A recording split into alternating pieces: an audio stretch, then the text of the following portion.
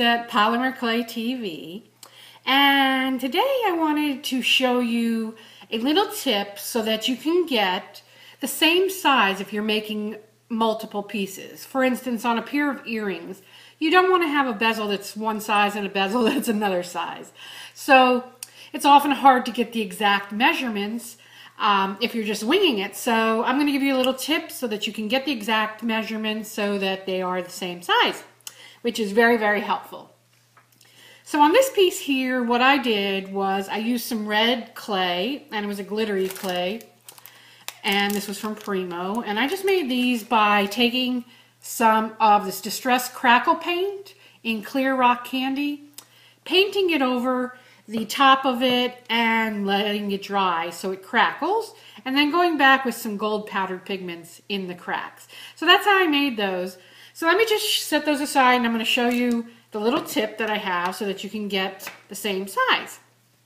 So I have these Kemper cutters.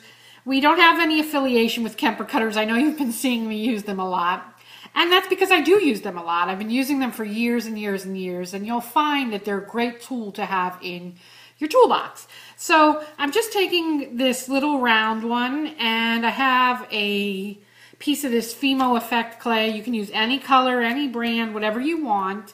And I rolled it out to the number 3 thickness, which is the third largest setting on my pasta machine. And what I do is I go ahead and cut out a certain amount of each of these. And I figured out that 5 of these plunged out pieces is the perfect amount for one bezel. So I've got 5 there, and then I need another 5. So by doing these in the same amounts, you're going to get the exact same size, which is awesome. And how easy is this? So that's 3. I need a total of 5, 4, and 5. So you don't need this right now. You can use that for something else. So how easy was that? And now once I roll these in a ball, they're going to be the same size. They may, obviously I may not do the exact same looking ball, but once I get it into the bezel, I can make it look alike. So I'm just rolling it in my hand. Now this clay has already been conditioned and rolled out. And so now I have 2 round balls. The rod I had just because if you wanted to flatten the clay. Right now I'm not going to need this blade, but it's always good to have a blade handy. So then you just take the bezels, and this is part of the art jewelry kit that you can find at polymerclaytv.com. And you place the ball right in the middle, and then you want to give it a little push. And, ooh, I picked it right up with my hand. And give it a little push so it fills in the bezel. Super simple. Just like that. And you can use your thumb or finger to roll over it to give it that cabochon shape, and you'll have 2 pieces that are the same amount of clay going into your bezel this way. So that's a really good tip. I use it a lot. I use those Kemper cutters a lot, and I think if you add them to your collection, you will use them a lot too. But they don't have to be the Kemper cutters. They can be any cutter as long as you're getting the same amount of clay each time. So if you have like a heart cookie cutter, so for instance, I have this cutter here. If I was obviously trying to make something big, I would cut out 2 of these and it would be the same amount of clay. So you don't have to use these Kemper cutters. You can use any kind of cutter you have, but these Kemper cutters are small, so if you're working on jewelry or something like that, they work really well for that. So there you have it. You would shape it until you have it the shape you want it to be. And then I have this other little cutter, which is a flower. They have a flower. They have hearts and stars, you name it. They've got a bunch of different cutters. And so let me just condition a small piece of this red clay here. And how I made these was at this point, I just painted on some of the distress rock candy right onto it and let it dry. And then once it dried, I came back and I added the powdered pigments into the cracks. So that's how you would do that. So let me just run this through my pasta machine here. And so I have this going through my pasta machine on the 3rd thickest setting, but you can use even thinner with this. And I'm just going to cut out some flowers, 2 flowers, 1 for each side. And I'll plunge them out. Now, the plunger will often leave marks, so it's best to work on a piece of glass. So I'm going to set this on a piece of glass because You're not going to be able to see this, but it'll stick to the glass and then I won't have to plunge it out. So usually that's what happens. It'll stick to the glass, and if you plunge it out and it leaves a mark, you have to get rid of that mark, otherwise it's not going to look right.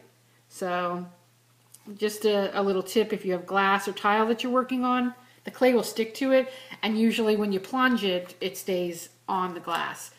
So that makes it easier. So then you can just take these and decorate your bezel.